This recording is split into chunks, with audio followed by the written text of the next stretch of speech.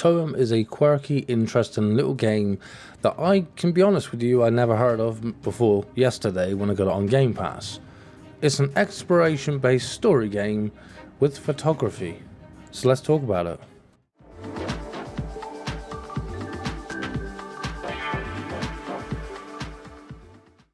So like I said, Toem is a game that is about photography and exploration.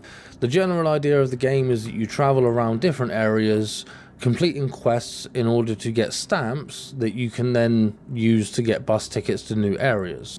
Your end goal essentially is to go and see Toem, which is some kind of an event which I have not yet got to, so I can't talk about that specifically. From the very start of the game, you're armed with a camera, which gives you the ability to go into a first-person view and take pictures of things within the game world. The quests in the game are generally based around taking pictures of certain things or capturing certain things, so the camera comes into use quite often.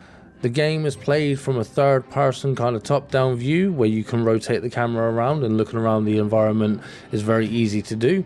And every time you complete an area, you get to go to the bus station and move to the next one.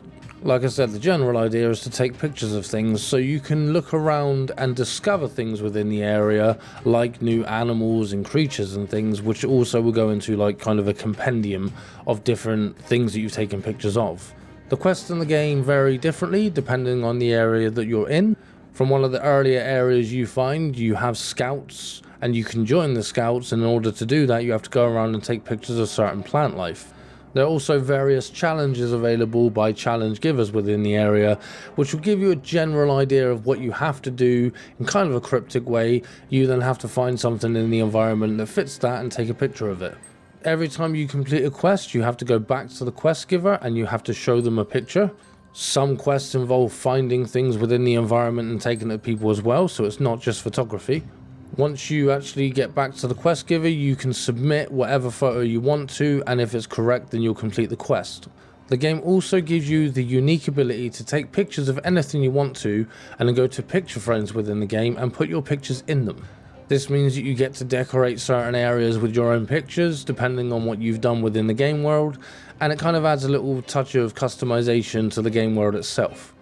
I've put a few hours into this game as of yesterday. I found it very interesting. It kept me engaged in the game for a good few hours. So this is definitely a game that I could suggest to anyone, especially if you're interested in photography. The game, as you can probably see by now from the trailer that you're watching, is a line style art, and the reason for this is because the game is actually hand drawn. There's not really any colour in it, it's just black and white, but I think it's very interesting and unique for what it is, especially in a situation where you're playing a photography game that generally photography is all about colours and framing. So every time you get to a new area, you'll be told by the person at the bus depot or the help desk section exactly how many quests or challenges you need to complete before you can get a bus ticket to the next area. This does not mean that you have to complete all of the quests in the area. You can complete just as many as you need to, or if you want to, you can complete more if you're a completionist and would like to go for 100%. I think one of the most unique things about the game is the fact that the entire game is based around photo mode, which obviously is normally an additional feature that you get within other games, just to kind of allow yourself to take pictures or more cinematic sort of things within the game. But this game is a photo mode in itself. The entire game works around it, which does add a touch of flair and a different idea to the way photo mode is used. And the fact that obviously it's not just taking pictures because you want to, it's kind of the goal of the game.